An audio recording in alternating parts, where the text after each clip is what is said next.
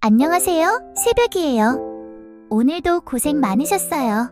이제 천천히 눈을 감고 따뜻한 이야기 속으로 들어가 볼까요? 장맛비가 퍼붓던 어느 여름밤, 홍단의 초가집 지붕 위로 비가 쏟아지고 방 안엔 호롱불 하나가 아련히 빛나고 있었다. 홍단은 작은 바늘에 실을 깨며 조용히 숨을 내쉬었다. 창호지를 때리는 빗방울 소리, 그것 말고는 들리는 게 없었다. 들리는 소리라 해봐야 처량한 빗소리뿐이구먼. 사람 소리 하나 없는 이 집이 이게 사람 사는 집이요? 아이고, 내 팔자야. 바느질하던 손이 멈췄다. 혼잣말을 꺼내놓는 것도 이제 습관이었다. 결혼한 지 1년 만에 남편을 잃고 5해를 혼자 살아냈다. 웃음도 눈물도 이제는 다 지쳐 심장 소리조차 조용히 꺼져가는 것만 같았다. 그때였다. 제발 도와주십시오. 삐걱이는 낡은 울타리 문을 두드리는 소리, 그리고 죽어가는 듯한 남자의 목소리였다. 홍단은 등골이 서늘해졌다. 비 오는 밤, 그것도 깊은 밤중에 누가 이 산골짜기까지 찾아온단 말인가? 조심스럽게 호롱불을 들고 나가 문을 밀자 빗속에 한 사내가 문 앞에 축 늘어진 채 쓰러져 있었다. 피가 섞인 진흙이 옷에 묻고 발목은 부어올라 있었으며 숨은 가쁘게 들락거렸다. 놀란 홍단은 다급히 그의 몸을 흔들며 중얼거렸다. 어머, 이게 무슨 일이래요? 제발 정신 좀 차려봐요. 밤중에 어쩌다가 이 지경이 되신 거요? 홍단은 쓰러져 있는 총각을 가까스로 일으켜 그의 팔을 자기 어깨에 끼웠다. 휘청거리는 몸을 간신히 붙잡고 젖은 바닥을 질질 끌리듯 걸어 겨우겨우 안방에 눕혔다. 찢겨진 옷 사이로 드러난 허벅지에는 크고 깊게 패인 상처에서 피가 흘러내리고 있었다.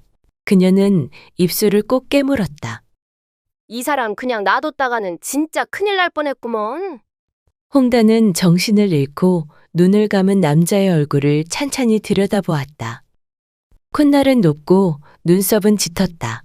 헝클어진 머리카락 사이로 이따금 미간을 찌푸리는 표정이 마치 꿈속에서 본 사람처럼 익숙했다. 이런 얼굴을 어째 산속에다 굴려놓고 왔을꼬? 홍단은 숨을 꾹 참고 손에 물수건을 들고 옷자락을 걷었다. 닦아낼수록 그의 몸이 드러났다. 검게 그을린 어깨, 단단한 가슴, 말뚝 같은 팔뚝까지. 심장이 쿵 하고 뛰었다. 입술이 바짝 마르고 목젖이 꿀꺽 넘어갔다. 오메, 나 지금 뭐 하는겨? 죽어가는 사람 앞에 두고. 내가 미쳤나벼? 정신 챙겨 홍단아. 부끄러움과 놀람이 한꺼번에 밀려왔다. 하지만 곧 정신을 가다듬고 물수건을 다시 들었다. 사람이 먼저지. 사람부터 살려놔야지. 그녀는 조심스레 다친 다리를 찜질하고 방 한켠 솥에서 끓이던 쑥물을 들이부어 상처를 닦았다. 잠시 뒤 사내는 숨을 고르기 시작했다. 눈꺼풀이 덜덜 떨리더니 이윽고 깊은 잠에 들었다. 홍단은 방구석에 등을 기대어 앉았다. 비는 여전히 쏟아졌고 호롱불은 바람결에 살랑살랑 흔들리고 있었다. 그녀는 사내의 얼굴을 조용히 바라보며 혼잣말처럼 중얼거렸다. 혼자 산 지도 벌써 5년이 넘었는데 이 밤중에 남정네 하나 들였다고 설레는 건 또 뭐요? 참말로 환장하겠네. 그러고는 손에 힘을 툭 빼며 작게 웃음을 흘렸다.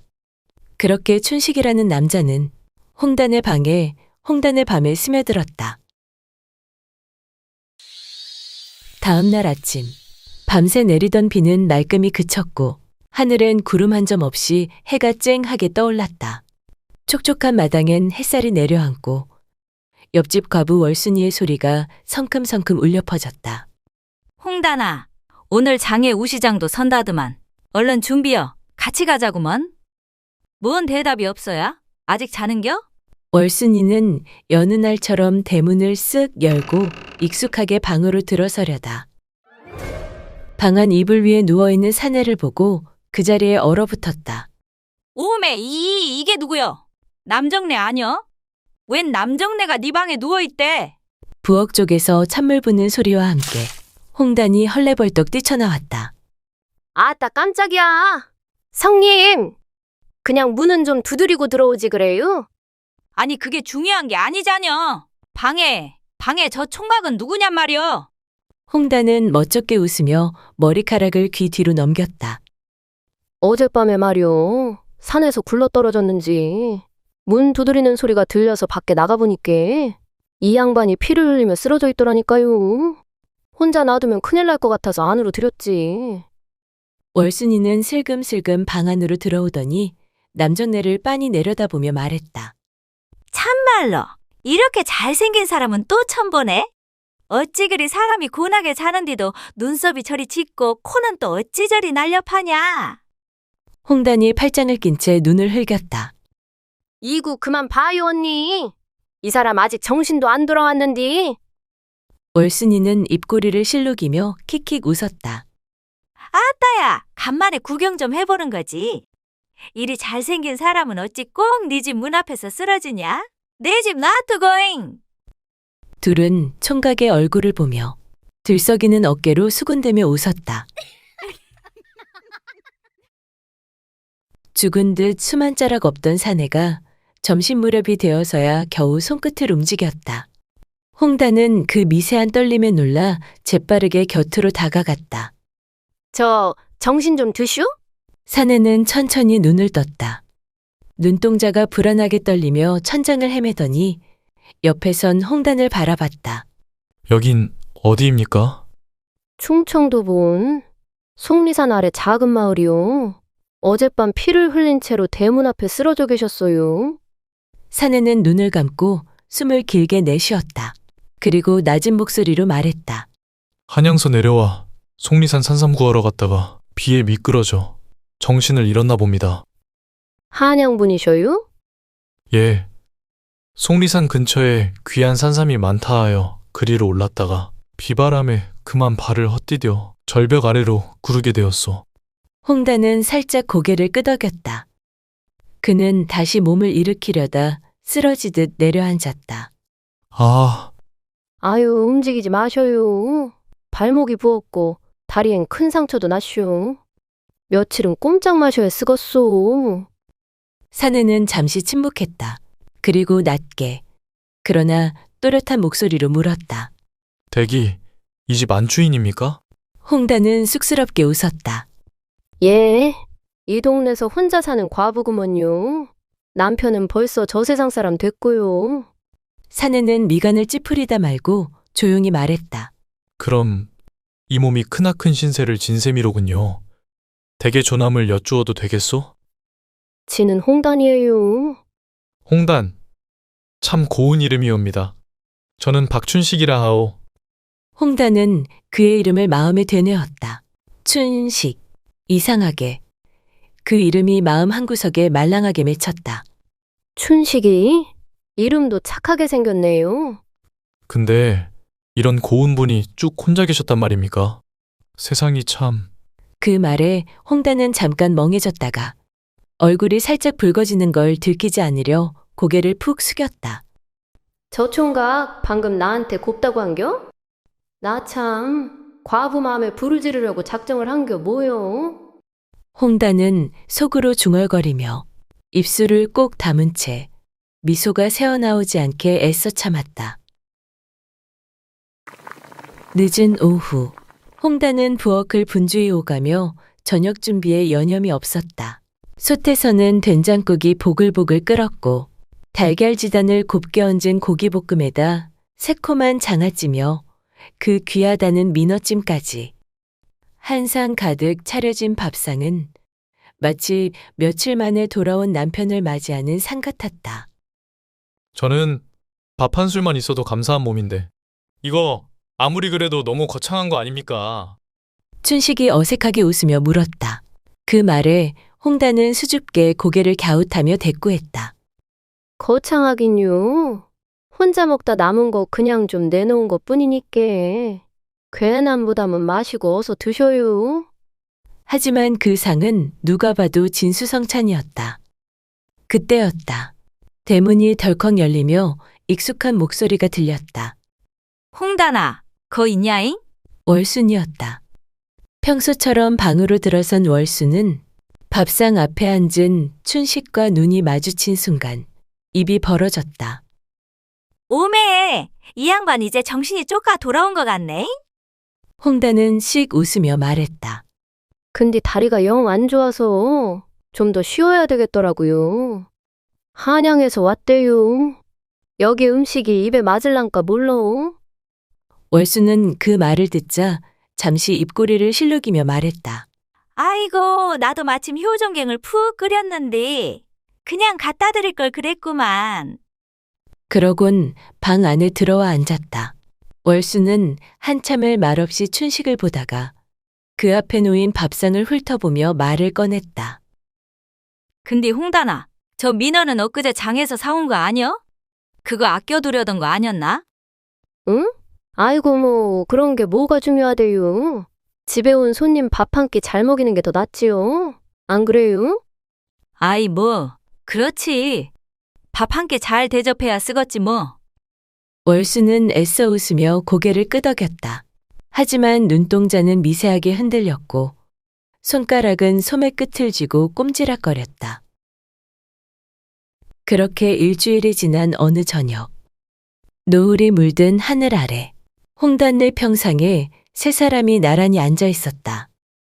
홍단은 수박을 조심스레 썰고 있었고 월수는 그 옆에서 수박 한 조각을 집어들어 춘식에게 건넸다. 수박 한번 잡숴 보셔요. 어마하게 달다니께? 예. 이렇게들 잘해주시니 몸이 금세 나았습니다. 춘식이 살짝 미소 지으며 말을 이었다. 그래서 슬슬 떠나볼까 합니다. 이렇게 신세만 질 수는 없는지라. 순간 평상의 공기가 살짝 가라앉았다. 홍단이 수박칼을 내려놓고 조심스레 입을 열었다. 아직 몸도 멀쩡히 다 나으신 것도 아닌디? 이 산골에서 어딜 간다고요? 한양까진 며칠을 가야 할 텐디? 안 돼요. 무리시라니까. 월순도 얼른 거들었다. 그려, 몸 좀 성하다고 짐부터 싸면 서운하지. 이 몸뚱이로 가다간 고갯마루도 못 넘기고 들어눕것슈. 고마우면 뭐 우리 반일도 좀 도와주시고 그렇게 지내봐요. 그러곤 능청스레 덧붙였다. 게다가 말이여, 우리 집 처마가 금간지 오래됐는디 그거 손볼 사람도 마땅찮고 그냥 조금만 더 있으셔요. 춘식은 당황한 얼굴로 두 여인을 번갈아 바라봤다. 그렇게까지 말씀하시니 몸둘 바를 모르겠습니다. 홍단은 놓치지 않고 말했다. 아유, 뭐가 그리 급하다고 그래요? 그냥 조금만 더 계셔요. 우리 집 좀 봐주신다 생각하시고. 월순도 씩 웃으며 거들었다. 그래, 장날마다 약초도 팔아보면 괜찮지 않겠슈? 홍단은 조심스레 수박 한 조각을 들어 춘식 앞으로 내밀었다. 오늘도 고생 많으셨는데 요거나 한 입 드시고 천천히 생각해 보셔요. 그러자 월순도 서둘러 수박 조각을 집어들었다. 아니야. 요건 내가 직접 깎은 거니까 이걸 먼저 드셔요. 이게 더 달아. 춘식은 두 조각 사이에서 잠시 망설이다. 결국 웃음을 터뜨렸다. 허허, 이러다 배가 찢어지겠습니다. 서늘한 저녁바람이 불어왔다. 그리고 세 사람 사이엔 뭔가 미묘한 기운이 번지고 있었다. 그날 이후 월수는 이상하리 많지 자주 홍단네 집을 드나들었다. 대문 밖에 서서 슬그머니 안을 들여다보는가 하면 마당가에 앉아 호미질을 하다가도 허리를 쭉 펴며 아이고, 허리야. 혼잣말인 척 일부러 소리를 높였다. 손에 호미를 들고 이리저리 흙을 쑤시는 신용을 하면서도 귀는 줄곧 홍단네 방안을 향해 기울어 있었다. 눈은 마당을 보는 척했지만 마음은 방 안 그 총각에게 달려 있었다. 월수는 자꾸만 궁금해졌다. 무슨 말을 주고받는지, 웃음소리는 왜 그리 자주 들리는지, 괜히 홍단이 웃기만 해도 속이 베베 꼬였다. 아유, 뭔 짓거리를 하는데 저리 웃고 자빠졌다냐. 홍단이 저것이 남정네 하나를 보더니 눈이 그냥 헷가닥 뒤집혀 부렸구먼. 그리고 그 다음 날부터였다. 월수는 하루가 멀다 하고 홍단네 마당을 찾았다. 손에는 늘 뭔가가 들려 있었다. 직접 담근 아삭한 열무김치며 들기름에 노릇하게 부쳐낸 두부전까지. 그야말로 정성이 듬뿍 담긴 한상이었다. 수줍은 척 웃으며 춘식 옆에 딱 붙어 앉더니 접시에 담긴 열무김치를 집어 조심스레 그의 입 앞에 내밀었다. 자요 총각, 이건 아침에 막 꺼낸 거요. 시원할 때 먹어야 맛이라니까. 에이, 입 좀 벌려봐요. 춘식은 당황한 듯 머뭇거리다가도 그 정성에 못 이겨 김치를 한 입 받아 먹었다. 그 장면을 본 홍단의 손이 순간 멈칫하더니 쥐고 있던 쟁반을 덜컥 내려놓았다. 두 여인의 사이에 흐르던 웃음은 이제 은근한 칼날처럼 서서히 날을 세우기 시작했다. 며칠 뒤 한낮에 볕이 내리쬐는 마당. 춘식은 상의를 벗은 채 장작더미 앞에 섰다. 등줄기엔 땀이 흐르고 굵은 팔뚝엔 햇빛이 번들거렸다. 힘차게 도끼를 내리치는 소리에 마당가에 물동이를 들고 서 있던 홍단의 눈이 반짝 빛났다. 그 모습에 그녀는 괜히 목덜미를 만지작대며 혼잣말처럼 중얼거렸다. 아이고야, 저 근육 좀 봐. 오메나 왜 이리 숨이 가빠지냐잉? 그 순간 난데없이 월순이 마당으로 뛰어와 천연덕스럽게 춘식에게 다가갔다. 홍단아, 물 한 그릇 줘봐라잉. 월수는 물이 철철 넘치는 바가지를 두 손으로 들고 씩 웃으며 춘식 곁으로 성큼 다가갔다. 춘식 총각, 이 무더위에 땀을 저리 흘리면 큰일 나요. 자자, 가만히 있어 봐요. 지가 등어리 한번 시원하게 적셔드릴 테니까. 찬물이 등에 닿자 춘식은 짧게 숨을 들이켰다. 아이고, 시원하네요. 그는 고개를 살짝 뒤로 돌려 월순을 바라보며 장난스레 눈을 찡긋했다. 손이 참 야무지십니다. 월순의 손끝이 순간 파르르 떨렸다. 입가에 스르르 웃음이 번지며 속으로 중얼거렸다. 아니, 저 양반이 지금 나한테 저리 웃어주는 거요? 시방, 나 심장 터지겠는데 이 일을 어쩐다냐? 월수는 괜히 뺨을 한번 쓰다듬고는 조심스레 물바가지를 내려놓았다. 그러곤 스스로를 다잡듯 속삭였다. 웜에 남사스럽게 내가 왜 이런데? 그저 등 한번 씻겨줬을 뿐인디. 아이고, 미친다 진짜. 그 장면을 부엌에서 본 홍단의 눈매가 슬쩍 가늘어졌다. 그녀는 물동이를 내려놓으며 속으로 웅얼거렸다. 아이고 참, 너네 집만 보고 있나? 언제 번개같이 날아왔대? 너네 마당에서 너네 손님 등목까지 시켜주고 앉았네. 잠시 뒤 홍단은 시원한 수염차를 들고 마당으로 나왔다. 더우셔서 혼났겠슈. 이거 드시고 좀 식혀요. 춘식이 고개를 돌리며 웃었다. 아이고, 고맙습니다. 이렇게 다들 잘해주시니 몸이 더 빨리 낫는 것 같습니다. 그 말에 월순이 또 씩 웃으며 말했다. 그려. 그러니 내일 아침엔 우리 집 담장도 좀 봐주슈. 장맛에 흙이 좀 무너졌는데 손이 모자라서 말이여. 홍단의 눈꼬리가 또다시 실룩였다. 그녀는 억지 웃음을 지으며 말했다. 담장 볼 시간 있으면 우리 집 고방 문짝부터 고치셔야죠. 그거 하다 말았잖아요. 춘식은 난감한 얼굴로 두 여인을 번갈아 쳐다보았다. 바람은 불었고 평상의 공기는 미묘하게 일렁였다. 며칠이 지나자 춘식의 몸도 부쩍 회복되었다. 지팡이 없이도 천천히 걷게 된 그는 이젠 매일같이 동네 뒷산을 오르며 약초를 캐고 다녔다. 혼자 조심하셔요. 산길 미끄러운 게. 홍단은 그가 멀어지는 뒷모습을 보며 목소리를 높였다. 그러자 춘식이 뒤를 돌아보며 손을 번쩍 흔들었다. 홍단 아씨, 걱정 마시구려. 좋은 약초캐다가 만난 거 사올 테니 기다리시오. 그 모습에 홍단의 가슴이 쿵 하고 뛰었다. 오메 아씨? 뭐요? 진짜 저 양반이 나한테 매미 있는 거 아니오? 저러니까 꼭 내서 반갑구먼. 홍단은 볼이 붉게 물든 채 속으로 중얼거렸다. 춘식은 이젠 아침마다 나갔다가 해걸음에 돌아오는 게 어느새 일상이었다.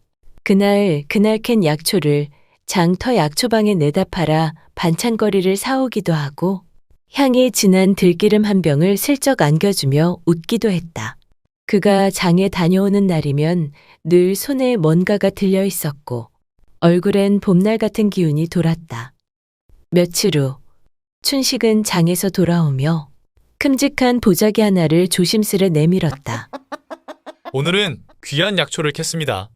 그 덕에 닭 한 마리 살 수 있었지요. 두 분께 감사한 마음으로 사왔습니다. 맛있게 드시지요.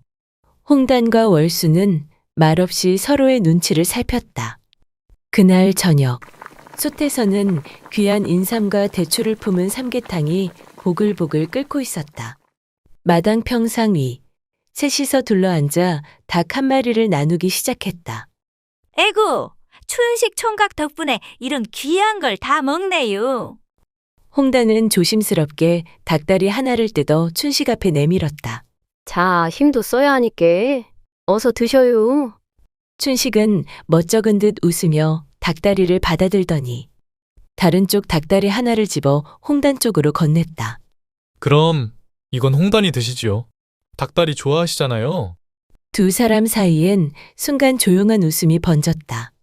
눈이 마주친 찰나 잠깐의 정적이 흘렀다.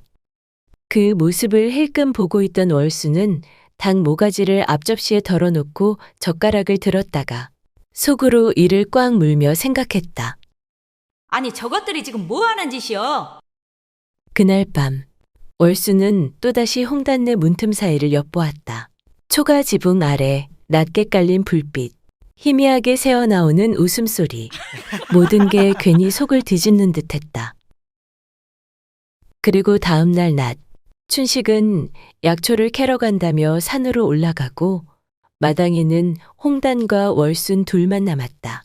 평상 위, 그들은 찰떡을 반쪽씩 나눠 들고 있었지만 눈빛은 점점 딱딱하게 굳어갔다. 잠시 침묵이 흐르다 홍단이 먼저 입을 열었다. 근데 성님, 요즘 뭐가 그리 궁금하셔서 우리 집에 그렇게 허구한 날 오시는겨? 월수는 떡을 천천히 씹다 말고 말했다. 아니 뭔 소리여? 내가 너 걱정돼서 오지? 안 그러면 뭐하러 오겠어? 성님, 설마 춘식 총각 맘에 두고 계신 건 아니죠? 그 말에 월순의 눈매가 스르르 접히더니 이내 번뜩였다. 나원 참! 홍단이 너 말 잘했다야? 그건 내가 할 말이여.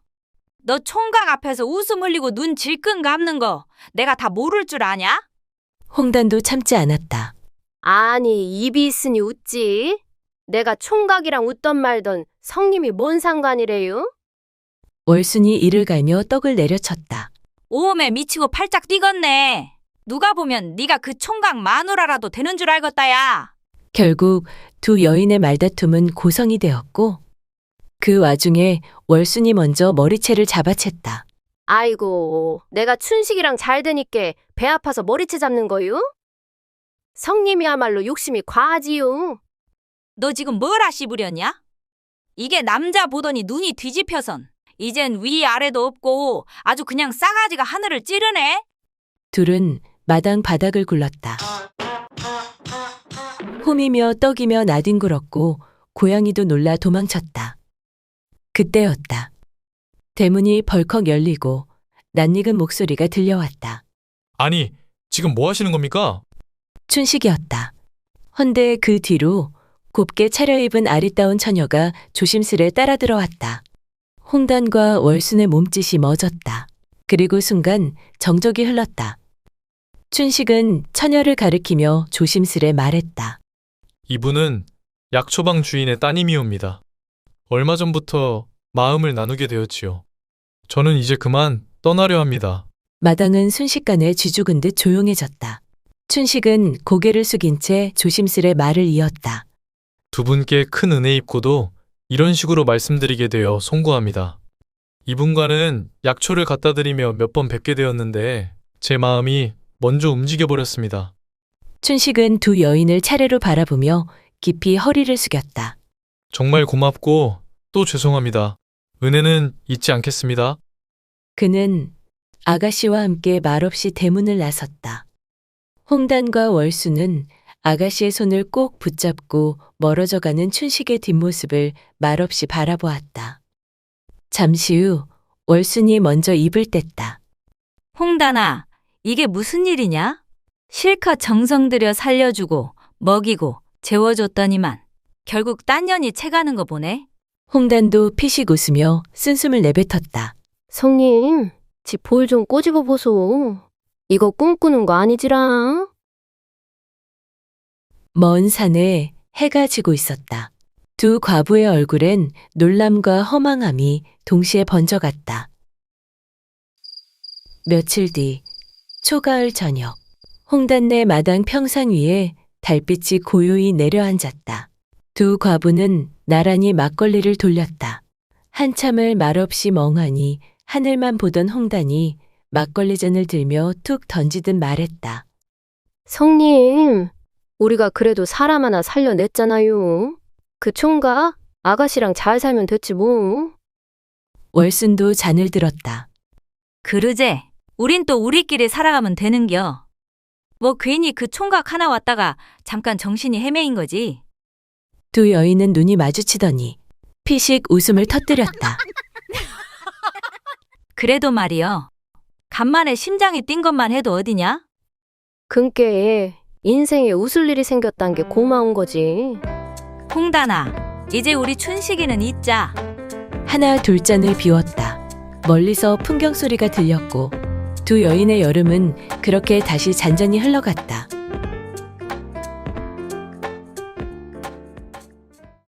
조선 후기 서시대감댁 외아들 서윤겸은 방에 들어서자마자 문지방 앞에서 그대로 멈춰섰다.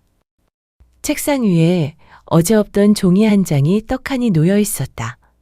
윤겸은 저도 모르게 미간을 찌푸리며 책상 앞으로 다가갔다.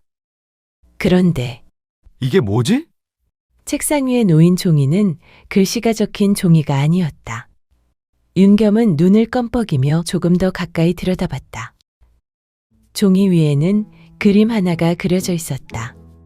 갓을 쓴 사내 하나, 거친 붓으로 대충 휘갈긴 듯 보였지만 선 하나하나가 묘하게 살아있었다. 윤겸은 자기도 모르게 종이를 들어올리며 중얼거렸다. 대충 그린 것 같은데 보통 솜씨는 아니군. 붓끝이 멈춘 자리마다 힘이 들어가 있었다. 이런 선은 아무나 못 그리는데. 윤겸은 천천히 고개를 들었다. 근데 대체 이걸 누가 그린 거지? 그 순간 열린 방문을 붙잡고 처녀 하나가 고개를 빼꼼 내밀고 서 있었다. 눈이 마주치자 처음 본 낯선 처녀는 윤겸을 보고 배시시 웃고 있었다. 누구시오? 처녀는 그제야 놀란 듯 어깨를 움찔하더니 머리를 긁적였다. 아, 저 때문에 놀라셨구만요. 저는 송이라고 해요. 한송이요? 윤겸은 손에 든 종이를 보고 다시 송이를 보았다. 누군데 남의 집에 들어와 이러고 있는 것이오? 윤겸이 인상을 쓰며 소리치자 송이는 전혀 겁먹지 않고 고개를 갸웃했다. 아, 그게요. 저는 어제부터 이 집에서 종살이 하러 온 여종인데요. 뭐요? 여종? 송이는 고개를 끄덕이며 괜히 또 한 번 말했다. 남의 집에 몰래 들어온 거 아니고 이 집 여종이요. 윤겸은 말문이 막혀 손에 쥔 종이를 흔들었다. 그럼 혹시 이 그림을 네가 그린 것이냐? 송이는 종이를 힐끗 보더니 아무렇지 않게 고개를 끄덕였다. 네, 아침에요. 도련님 방에서 나가시는 거 보고 그려봤구만요. 윤겸은 그림을 다시 한번 보더니 그럼 이게 나란 말이냐? 네, 도련님요. 여종이 허락도 없이 내 방에 들어와서 이걸 그렸다고? 송이는 잠시 생각하더니 해맑게 웃으며 말했다. 죄송해요. 책상 위에 붓이 가만히 있길래요. 그게 무슨 소리냐? 심심해 보여서 제가 놀아줬지요. 윤겸은 송이를 빤히 보다가 속으로 중얼거렸다. 아니, 붓이 심심해 보여서 놀아줬다니. 말투를 보아하니 좀 모자란 것 같은데.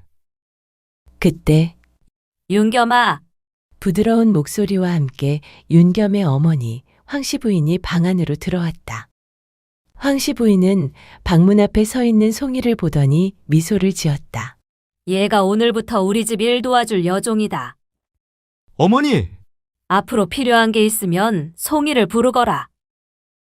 송이는 그 말에 눈이 반짝였다. 그리고는 윤겸을 향해 꾸벅 인사하며 말했다. 도련님을 가만히 보니 제가 그린 것보다 훨씬 인물이 반듯하시네요.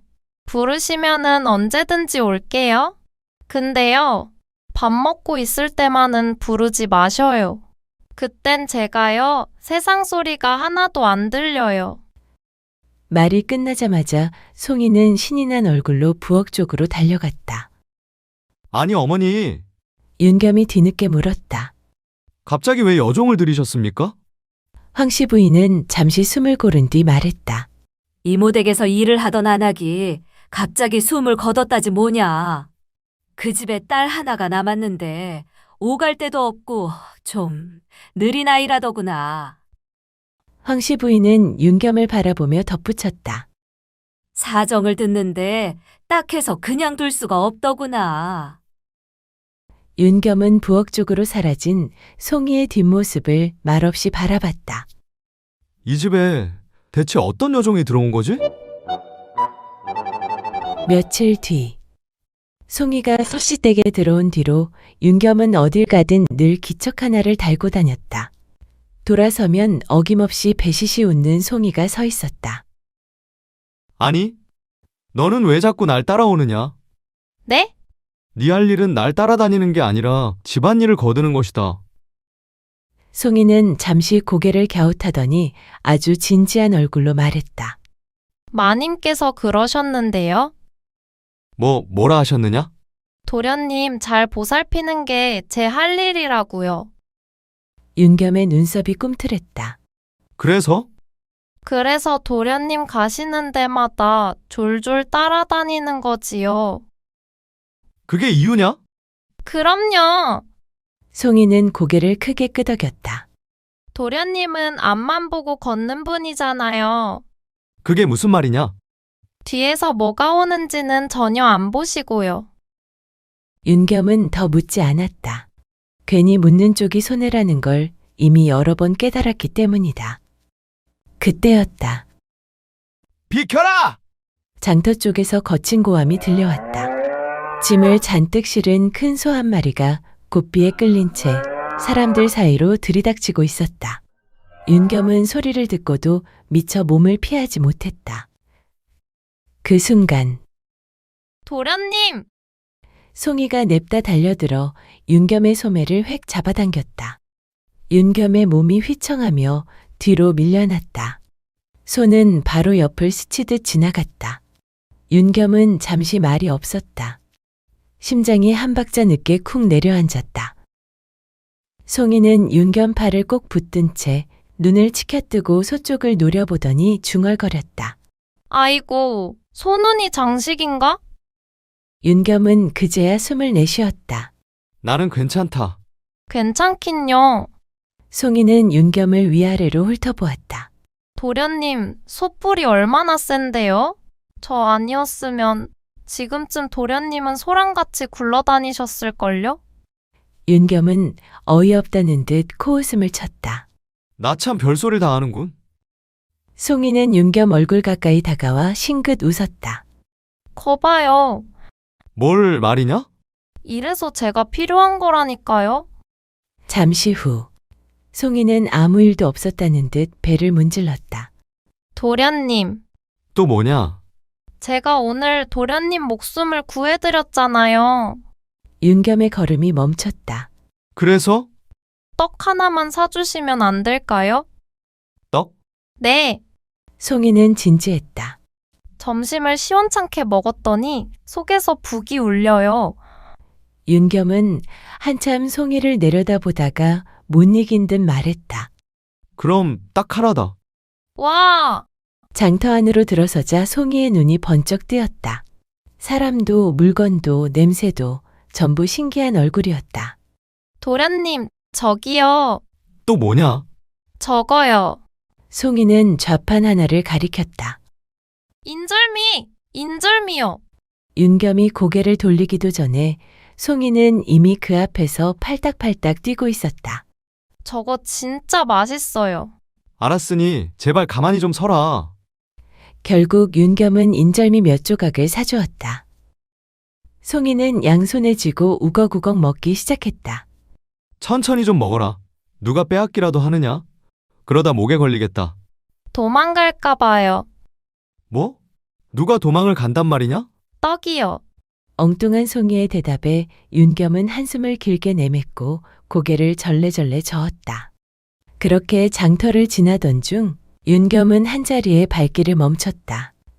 좌판 위에 분 몇 자루와 물에게는 색들이 나란히 놓여 있었다.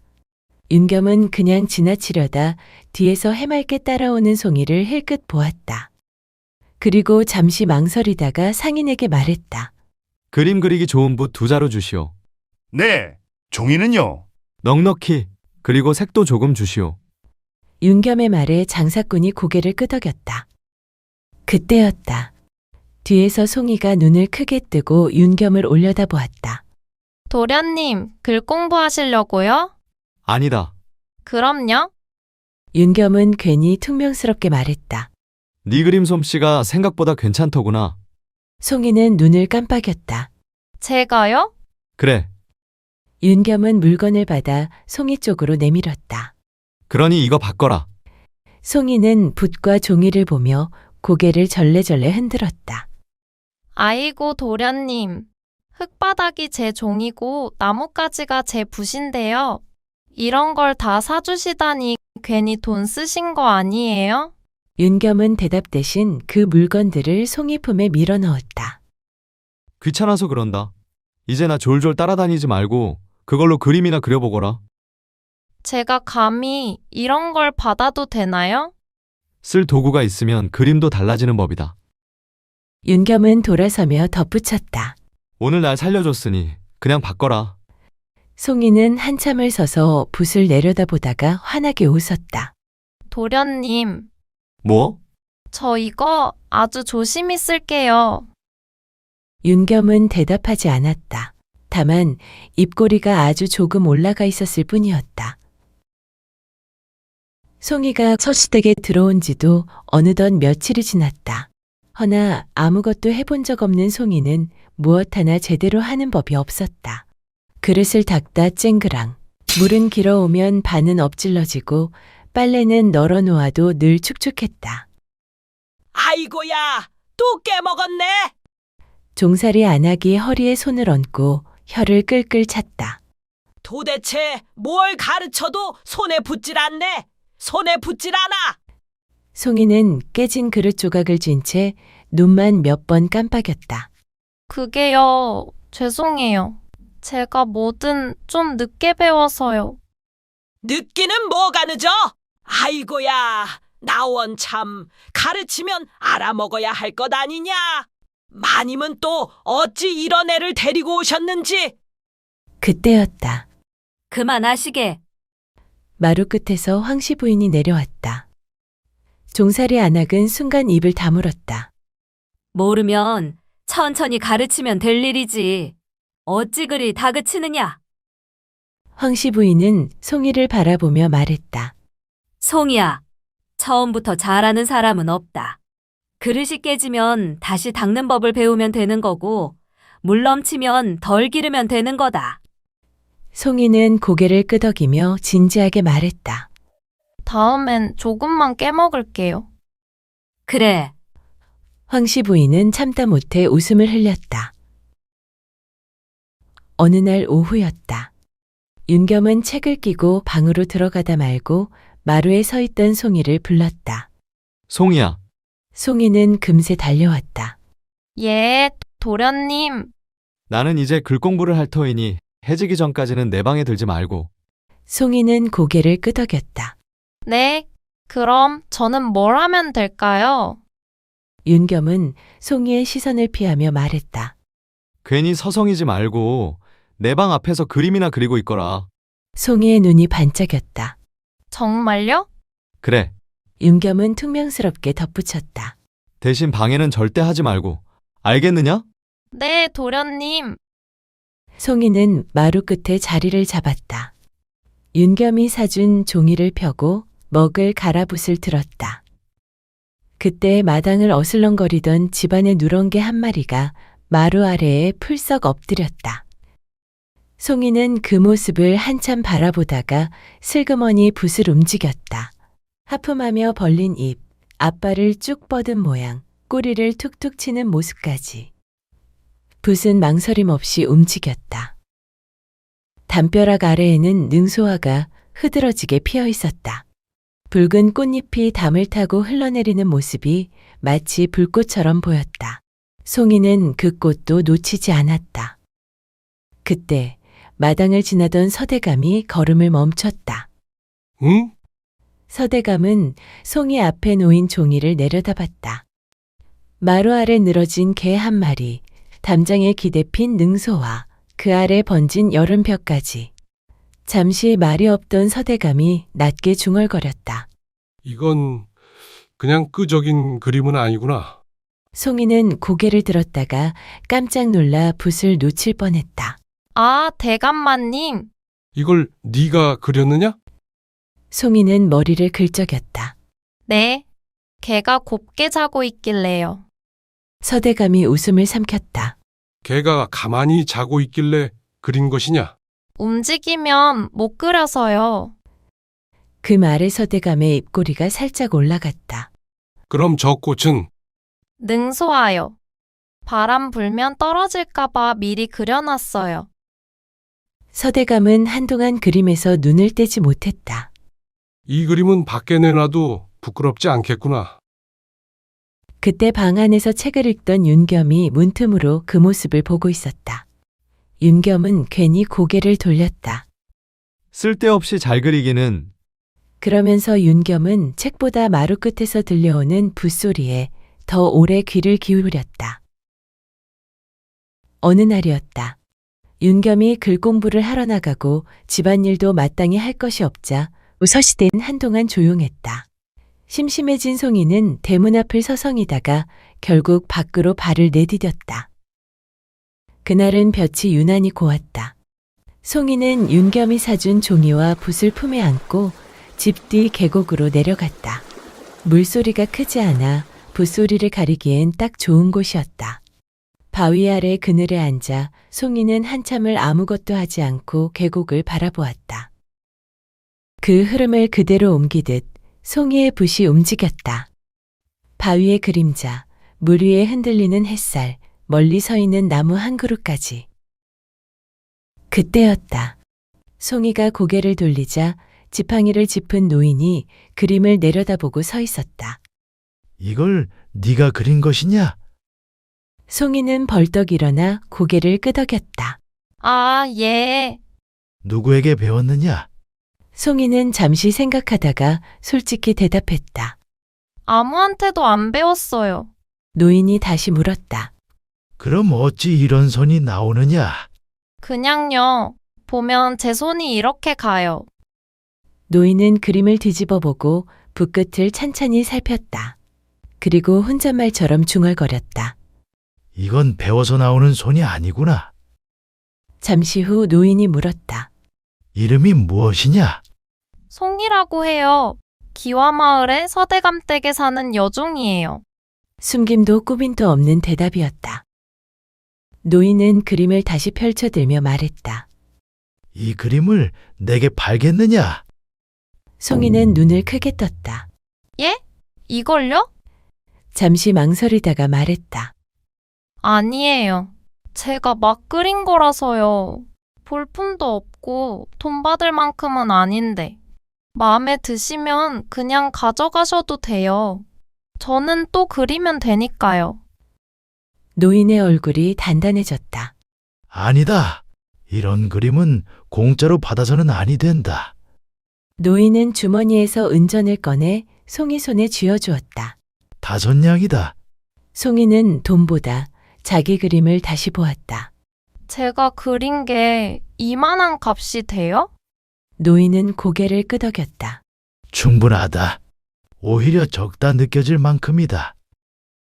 송이는 말뜻은 잘 모르겠는지 고개를 끄덕이며 두 손으로 엽전을 받들어 쥐고는 신이 난 얼굴로 웃었다. 송이는 곧장 장터로 향했다. 자기 먹을 떡도 새 신도 사지 않았다. 생선 좌판 앞에서 한참을 망설이던 송이는 이내 살이 통통하게 오른 것 몇 마리를 골라들었다. 집으로 돌아와 마님 앞에 생선을 내밀었다. 마님, 이거요. 마님이 놀라 물었다. 이게 다 뭐냐? 제가 샀어요. 송이는 남은 엽전 세 냥을 조심스레 내밀었다. 이것도 받으세요. 마님의 얼굴이 굳었다. 이런 큰 돈이 어디서 난 것이냐? 송이는 숨기지 않았다. 어떤 어르신이요? 제 그림을 사주셨어요. 5냥이나 주시고요. 마님께 감사해서요. 그냥 뭐든 해드리고 싶었어요. 마님은 한참 말이 없었다가 송이의 머리를 쓰다듬었다. 기특한 아이구나.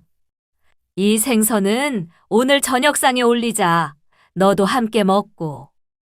그리고 엽전을 다시 송이 손에 쥐어주었다. 이 돈은 네 것이다. 네 제주로 받은 것이니 내가 가질 수는 없지. 꼭 필요한 데 쓰거라. 송이는 말뜻을 다 알지는 못했지만 마님의 손길이 따뜻해 괜히 마음이 놓였다. 며칠 뒤 송이는 장터에서 붓을 넣을 작은 대나무통 하나를 샀다.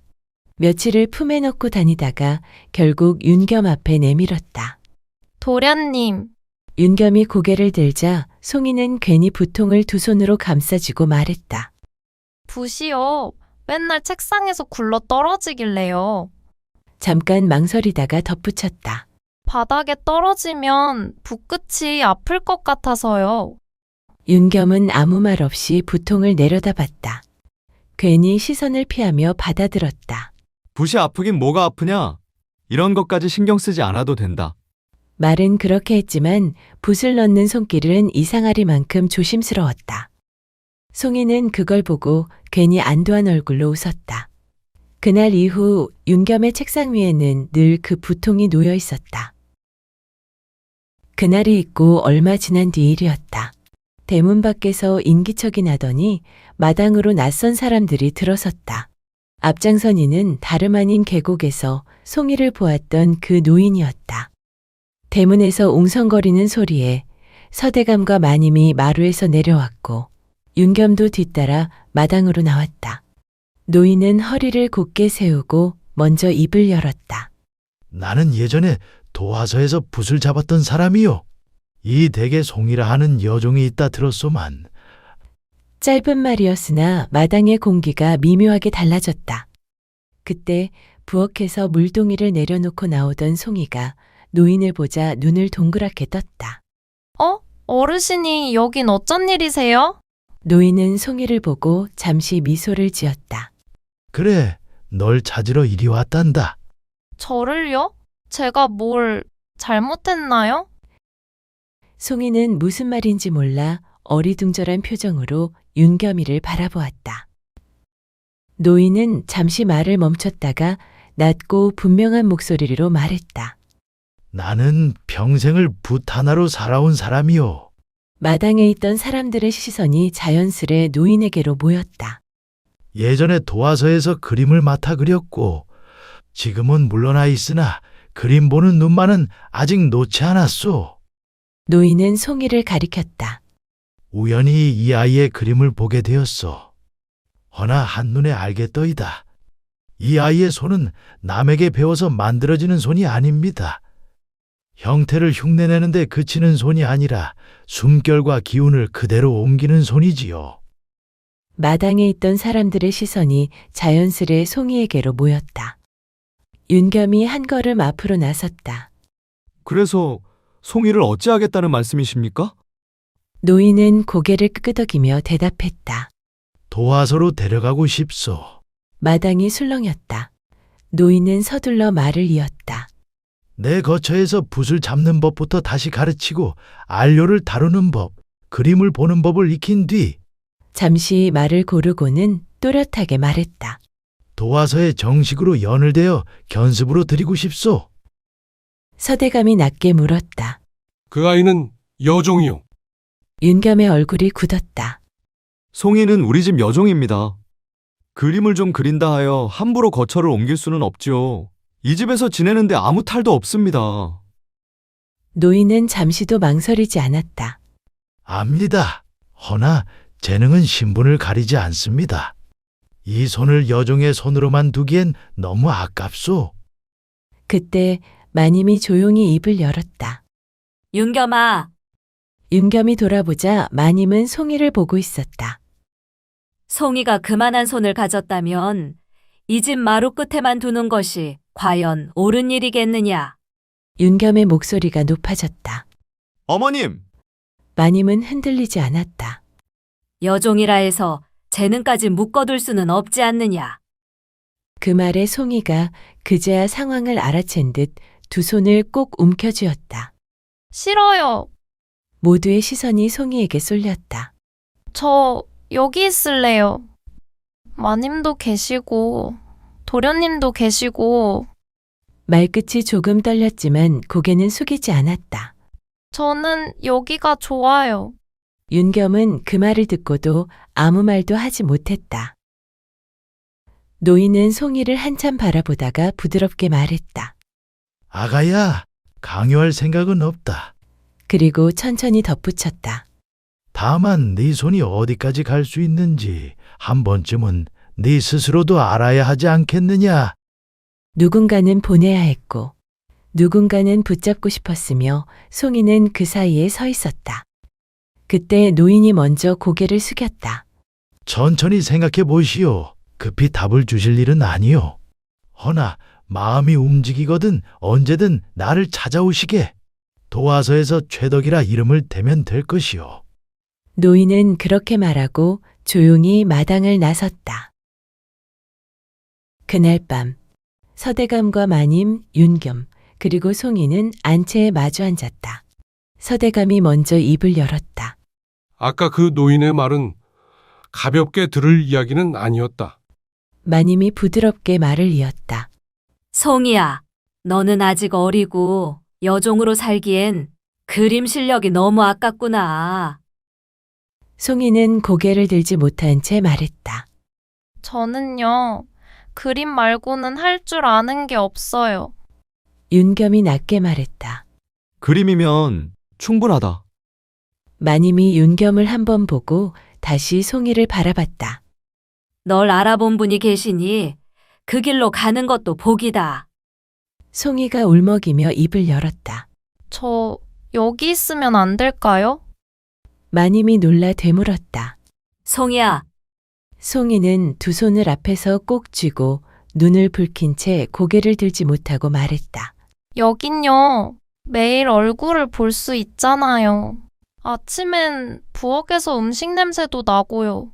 저녁이 되면 불도 켜지고요. 숨을 한 번 삼킨 뒤 더 작은 목소리로 말했다.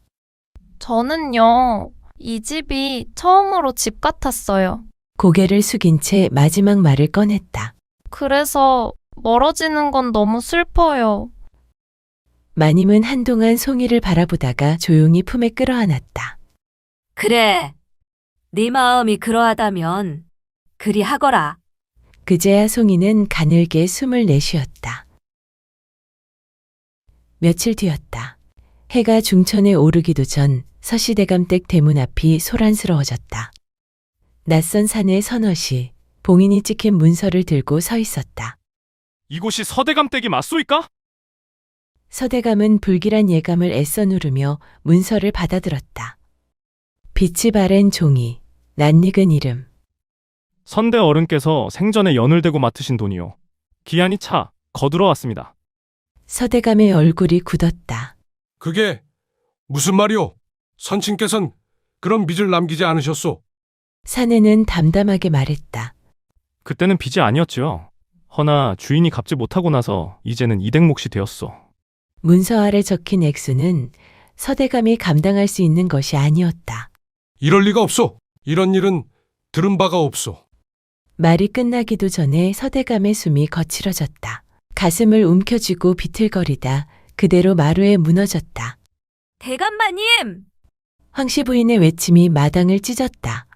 그러나 서대감은 끝내 다시 일어나지 못했다. 집안은 순식간에 기울었다. 가옥과 토지는 차례로 넘어갔고 사람들은 하나둘 발길을 끊었다. 며칠 뒤 세 사람은 짐이라 부르기에도 초라한 보따리 몇 개를 들고 도성을 벗어났다. 친척의 도움으로 겨우 구한 곳은 외딴 초가 한 채였다. 황씨 부인은 잠시 마루 앞에 서서 숨을 고른 뒤 말했다. 여기서 다시 시작하자. 허나 초가에서의 삶은 고됐다. 쌀독은 날이 갈수록 가벼워졌고 마님은 결국 자리에 누웠다. 기침 소리가 밤마다 방 안을 맴돌았다. 윤겸은 이를 악물었다. 날이 저물면 책을 폈고 등잔불이 꺼질 때까지 글을 놓지 않았다. 이번엔 반드시 붙어야 한다.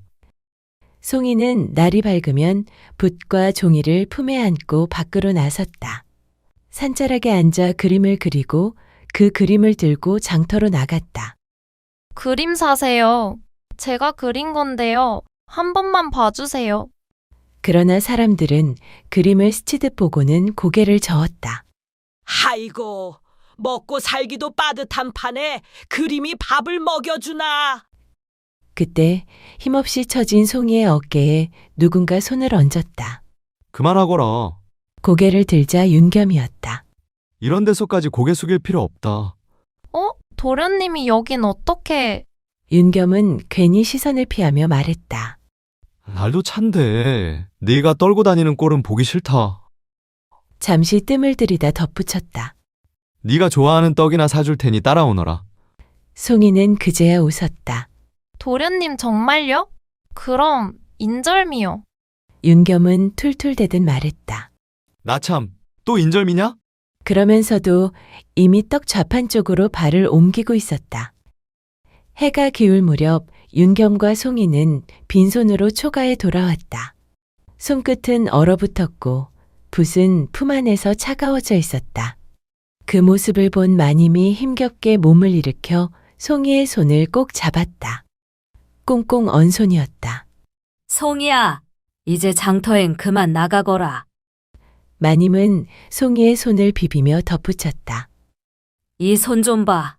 이런 날에 밖에 서 있었으니 손이 얼음장일 수밖에 없지. 그러나 그날 밤 송이는 쉽게 잠들지 못했다. 그리고 문득 계곡에서 만났던 노인의 얼굴이 떠올랐다. 이런 손은 썩히면 안 된다. 마음이 움직이는 날이 오거든 나를 찾아오너라. 송이는 이불 속에서 두 손을 꼭 쥐었다. 그분이 계신 곳에 가면 내 그림으로 돈을 벌 수 있을지도 몰라. 그 생각이 떠오르자 가슴이 쿵 내려앉았다. 송이는 다음날 새벽 아무도 깨우지 않은 채 붓과 종이를 다시 챙겼다. 이번에는 장터가 아닌 그 노인을 찾아 조용히 떠났다. 도성에 들어서자 사람들이 바삐 오갔다. 송이는 지나가는 사람을 붙잡고 물었다. 저기요. 그림 그리는 데가 있다 해서요. 도와서 말하는 거냐? 예. 허나 한양은 차가웠다. 도와서 문 앞에서 송이는 몇 번이나 쫓겨났다. 여긴 아무나 드나드는 데가 아니다. 송이는 물러서지 않았다. 저 그림만 그리게 해주세요. 최덕이라는 어르신이 여기로 오라고 하셨어요. 결국 그 노인을 다시 만났다. 왔구나. 노인은 웃었다. 언젠가 올 줄 알았다. 그날부터였다. 송이는 처음부터 배웠다. 붓을 쥐는 법부터 먹을 가는 법, 종이를 고르는 법까지. 송이는 하루 종일 옛 그림을 베껴 그리고 밤이 되면 손이 떨릴 때까지 선을 그었다. 손이 아프면 멈추거라. 허나 아프지 않으면 아직 덜 그린 거다. 몇 달이 지나자 붓끝이 달라졌다. 선이 흔들리지 않았고 산수는 숨을 쉬었으며 사람의 얼굴에는 기운이 담겼다. 노인은 마침내 고개를 끄덕였다. 그는 연주를 써 송이를 도화서에 견습으로 들였다. 여종 하나가 그림을 기가 막히게 그린다더라. 소문은 조용히 그러나 빠르게 퍼졌다. 양반가에서 하나둘 그림을 청해왔다. 집 안에 걸 산수 하나만. 조상 초상 옆에 둘 그림이 필요하네. 송이의 손에 은전이 쌓이기 시작했다. 그날 밤 송이는 돈을 품에 안고 윤겸이 있는 초가로 향했다. 외딴 초가에 다다르자 마님의 기침 소리가 낮게 새어나왔다. 송이는 문을 밀고 들어가 마님 곁에 조용히 앉았다. 마님. 황씨 부인은 힘겹게 눈을 떴다. 송이야. 그때였다. 방문이 벌컥 열리며 윤겸의 목소리가 터져나왔다. 한송이, 너 대체 어디 있었느냐? 말도 없이 떠나면 어쩌자는 게냐? 내가 얼마나 찾아다녔는데. 송이는 깜짝 놀라 고개를 숙였다. 죄송해요, 도련님. 그게 도화서로 찾아갔어요. 전에 배웠던 그 어르신이요. 오라 하셨던 말씀이 자꾸 생각이 나서요. 말을 마치고 송이는 품에서 은전을 꺼내 조심스레 마님의 손에 쥐어주었다. 이거 쓰세요. 약도 지으시고 쌀도 좀 사시고요. 마님이 놀라 손을 떼려 하자 송이는 급히 말을 이었다. 그림 팔아서 받은 거예요. 제가 그린 거요.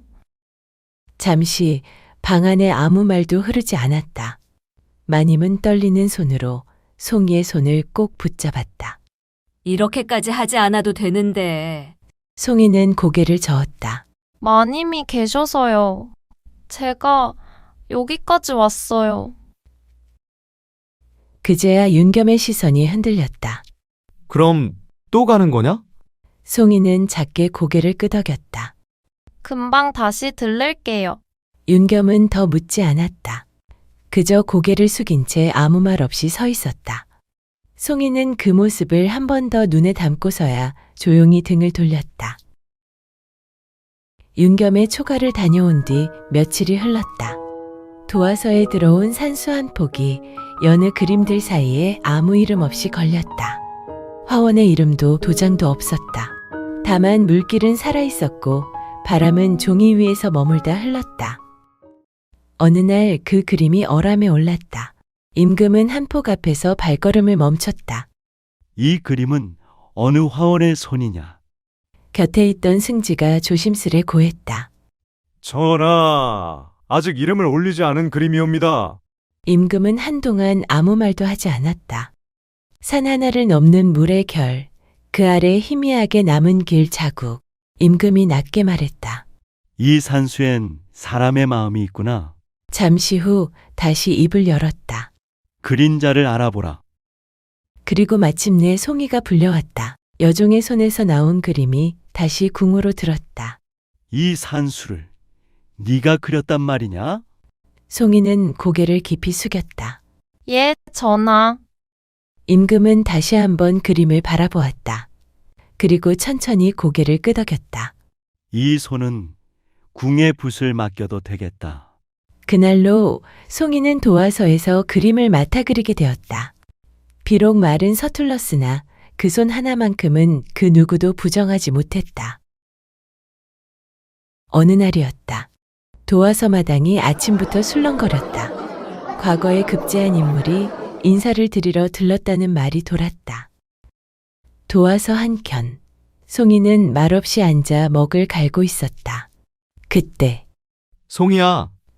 너무 오래 듣지 못한 목소리였다. 송이는 손을 멈췄다. 먹 간던 소리가 뚝 끊겼다. 고개를 들자 마당 한가운데 사내 하나가 서 있었다. 깨끗한 도포 차림, 허리는 곧고 눈빛은 한결 단단해진 얼굴. 윤겸이었다. 도련님. 윤겸은 송이 앞에 서서 괜히 헛기침을 한번 하고 말했다. 낙방만 하다 이제야 붙었네. 그리고 덧붙였다.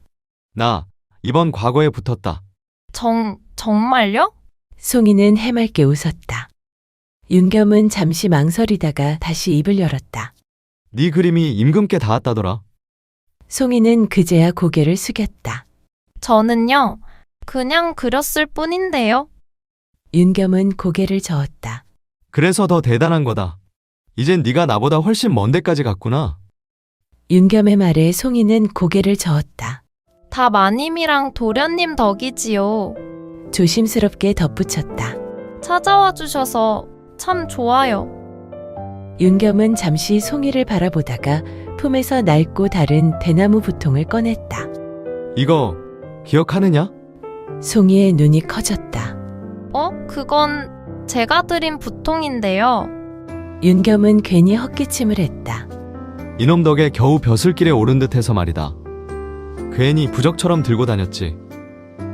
송이는 머리를 긁적이며 배시시 웃었다. 그러곤 손에 쥔 붓을 살짝 흔들었다. 저도요. 도련님이 사주신 이 붓 때문에 여기까지 온 것 같아요.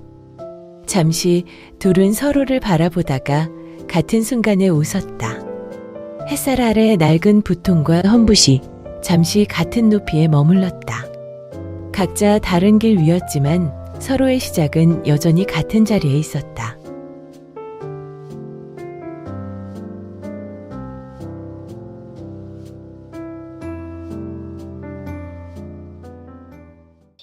옛날 전라도 어느 깊은 산골짜기에 장돌식이라 불리는 노총각 나무꾼이 살고 있었다.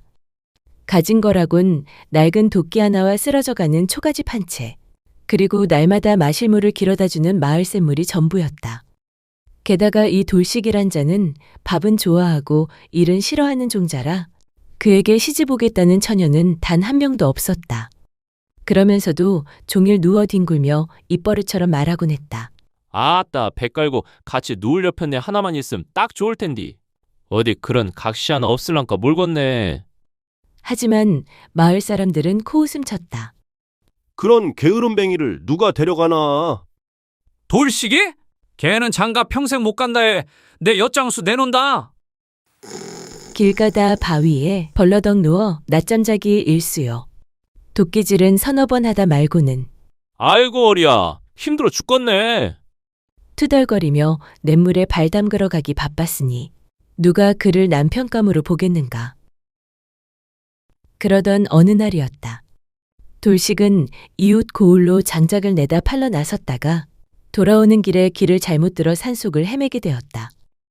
해는 뉘엿뉘엿 기울고 날은 어느새 저물어 가는데 가는 길마다 자풀이 우거져 발 디딜 틈조차 없었다. 찬 기운이 스며들고 산짐승 우는 소리에 등골이 오싹해졌다. 이놈의 산은 어째 길이 이리도 꼬였을까? 발바닥이 다 닳았다 참말로. 춥고 배는 고프고. 이래 죽을 팔자면 진즉에 장가 나갈 걸 그랬지.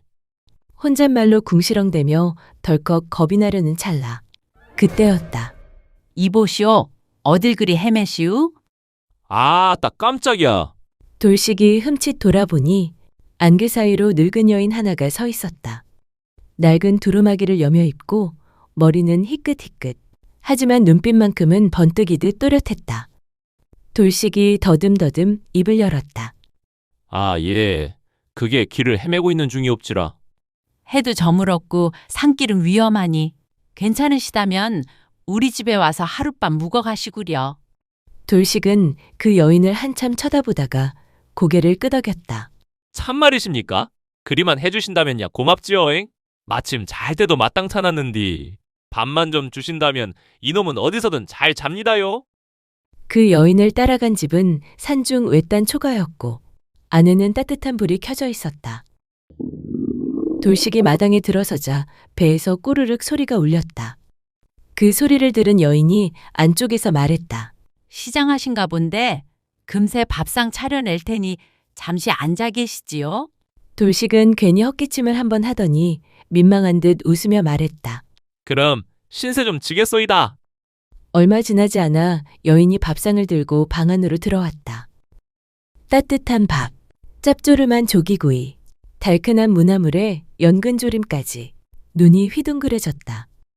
이걸 다 혼자 지으신 겁니까요? 네, 살다 보니 손이 익었죠. 이 동네에선 이런 생선 구경도 힘든디. 이 귀한 걸 다. 그러자 심양이 조용히 웃으며 밥상에 손을 얹었다. 왠지 오늘은 손님이 오실 것 같아 미리 장만해 둔 것이니 어서 드시지요. 돌식은 젓가락을 들다 말고 여인을 힐끔 바라보았다. 마치 자길 기다린 듯한 그 말에 등골이 서늘해졌다. 심양은 조용히 미소 지으며 그를 빤히 바라봤다. 그 웃음이 어쩐지 따뜻하면서도 이상이 신비로웠다. 돌식은 고개를 갸웃하며 혼잣말처럼 중얼거렸다. 아니, 저 아짐이 날 어째 그리 뚫어지게 보는겨? 이 집 뭔가 수상한디. 설마 귀신은 아니겠지? 잠시 주춤했던 돌식은 밥 한 술 떠넣고는 스스로 중얼거렸다. 허, 참 귀신이면 어때? 이런 진수성찬 받았는디. 잔말하면 바보지, 바보야. 돌식은 밥을 싹싹 비우고 숟가락을 내려놓더니 배를 한번 쓸어내리며 말했다. 참말로 배가 터지겠네. 이런 밥상 받아본 게 언제더라? 아무래도 태어나 처음인 것 같구먼. 그러곤 고개를 젖히며 시원하게 긴 트림을 한번 뽑아냈다. 배불리 먹고 나자 부인이 방안을 정리하며 말했다. 구들장 뜨끈하니 이불 펴놨으니 누우셔서 눈 좀 붙이시지요. 산길 헤매느라 많이 고단하셨을 테니. 그뿐이 아니었다. 부인은 조용히 식혜한 그릇을 쟁반에 올려왔다. 속이 더부룩하실까봐 식혜 좀 떠왔습니다. 예? 아이고, 뭐 이런 것까지 다. 허허. 돌식은 이불 속에 누워 천장을 바라보다가 혼잣말처럼 중얼거렸다. 허참, 뭐 이런 호사가 다 있대냐? 돌식은 이불 끝을 턱 걸치고 옆으로 돌아 누우며 생각에 잠겼다. 늙었든 말았든 간에 이런 여편네 하나 있으면야 도끼지로 보고 안 해도 굶을 걱정은 없겠구먼. 다음 날 돌식은 따뜻한 구들장에서 오랜만에 허리를 펴고 잤다. 부엌에선 밥 짓는 소리가 났고 고소한 냄새가 코끝을 찔렀다. 늙은 여인이 아침상 드시게요. 하며 내온 밥상은 어제와 또 다른 한상이었다. 따뜻한 된장국에 칼칼한 두부조림까지. 밥 한 끼 제때 못 먹던 돌식은 이게 웬 복이냐 싶어 허겁지겁 숟가락을 놀렸다. 이러다 살쪄 죽겠어. 아주. 돌식은 배가 든든히 불러오자 안방으로 들어가 누워 낮잠을 실컷 잤다.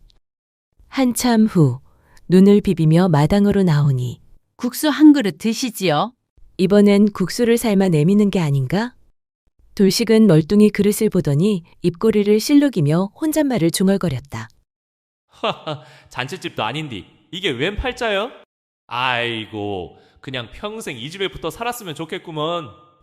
돌식은 싹 비운 그릇을 내려놓고 배를 툭툭 두드리며 슬며시 물었다. 부인, 혹시 혼자 사시는 게요? 심향은 그릇을 거두며 조용히 입을 열었다. 예, 몇 해 전까진 병석에 계신 아버지를 홀로 모셨습니다만 돌아가신 뒤론 쭉 혼자였지요. 그러더니 고개를 살짝 숙이며 덧붙였다. 그리 살다 보니 이 나이 먹도록 혼인 한번 못 해본 노처녀가 되어버렸습니다. 그 말을 듣는 순간 돌식은 눈이 휘둥그레져 물었다. 노처녀요? 이 나이 되도록 혼자이셨단 말씀이요. 돌식은 조용히 그릇을 치우는 심양의 손을 바라보았다. 굳은 살이 단단히 박힌 손, 오랜 세월 병든 아버지를 돌봤을 삶이 고스란히 담겨 있었다.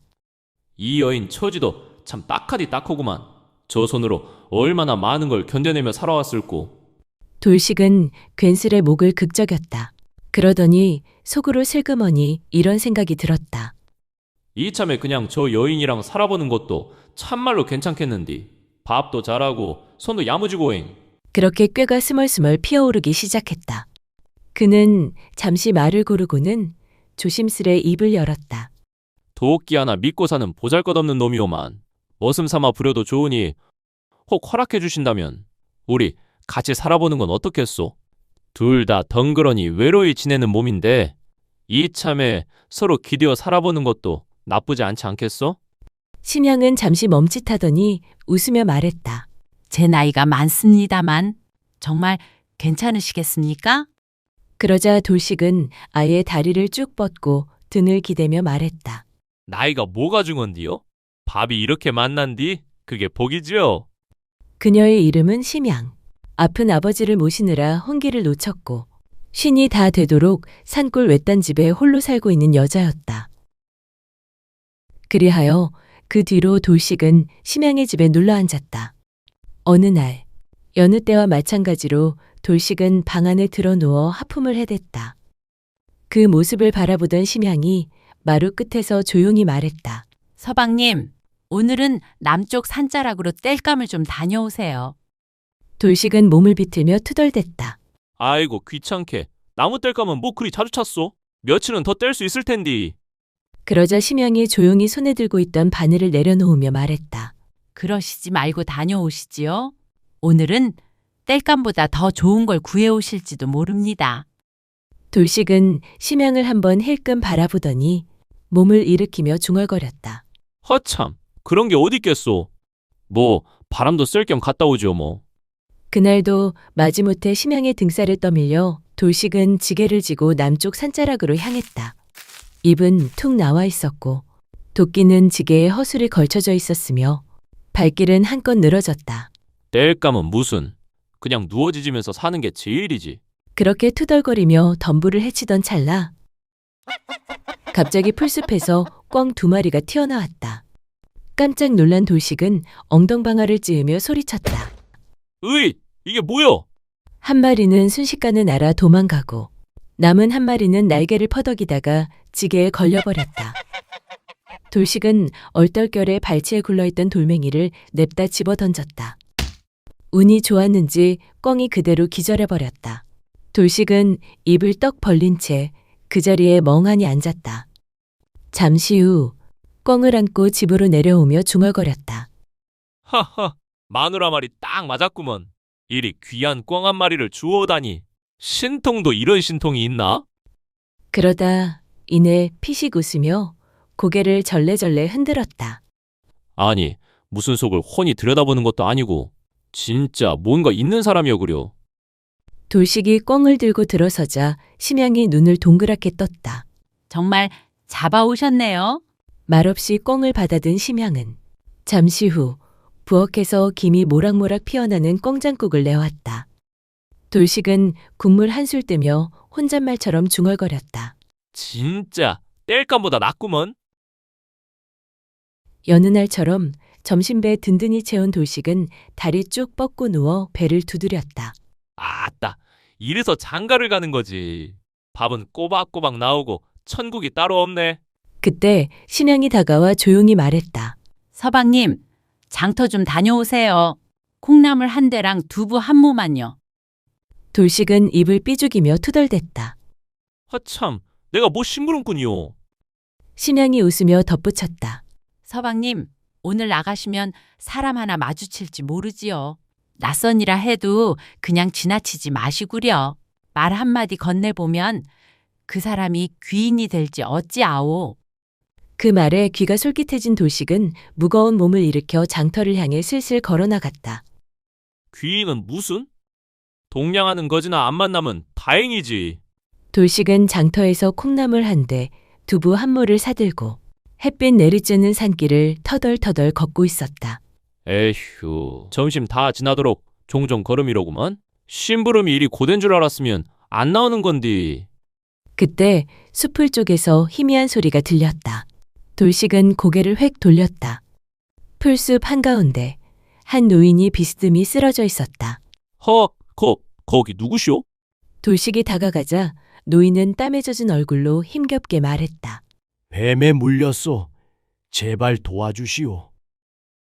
노인의 팔뚝엔 벌겋게 부풀어 오른 상처가 있었고 핏물과 독이 번지고 있었다. 돌식은 화들짝 놀라며 입을 벌렸다. 아이고야, 이거 어째 안담. 잠시 머뭇거리던 돌식의 머릿속에 문득 심양의 얼굴이 스쳐 지나갔다.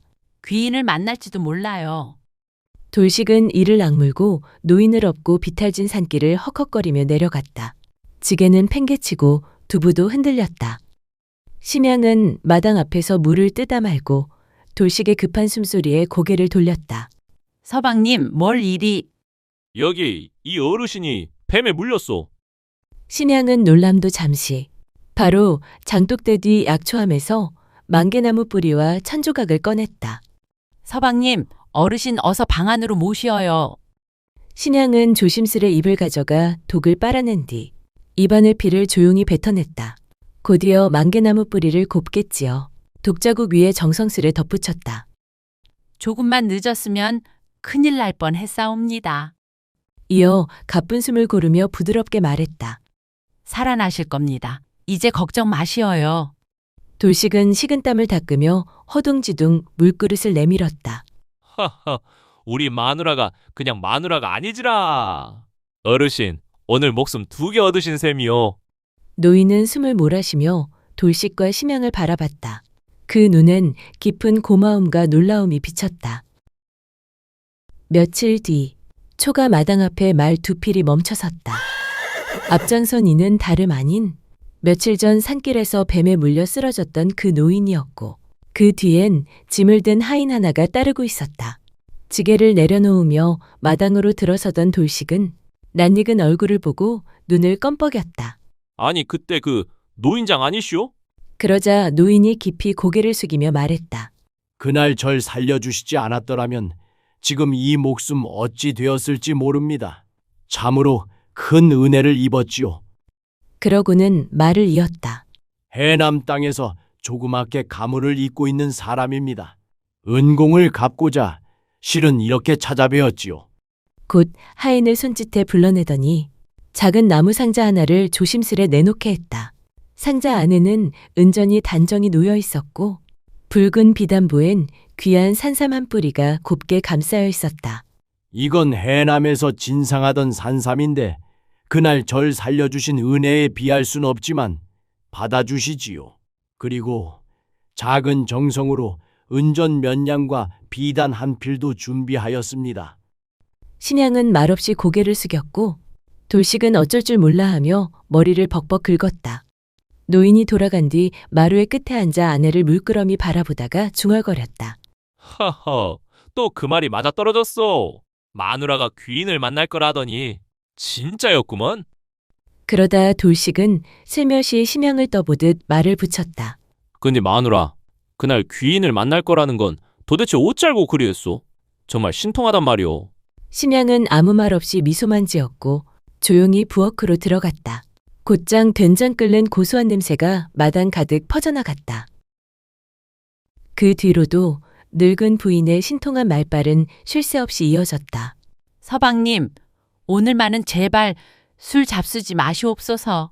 하던 말도 귓등으로 흘려듣고는 장터에서 술 퍼먹다 똥통에 빠져 꼴이 말이 아닌 채로 귀여운 날도 있었고 어느 날은 지나가는 사람을 힐끔 보더니 저 작자 도둑이 왜다.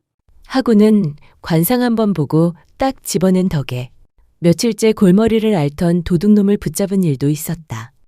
그 기막힌 촉에 돌식도 동네 사람들도 점점 혀를 내두르기 시작했다. 그의 늦가을 아랫마을엔 이상한 징조가 일기 시작했다.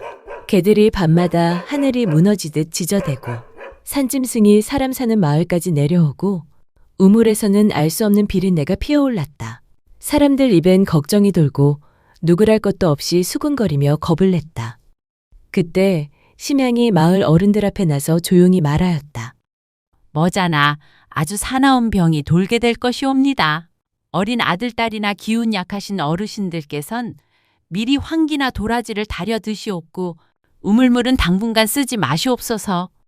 마당마다 마른 쑥을 태워 두시고 음식 또한 함부로 아무 것이나 드시지 마시고요. 산짐승이 마을로 내려오는 것은 역기가 따라붙은 징조이니 부디 바깥을 함부로 헤매지 마시옵소서.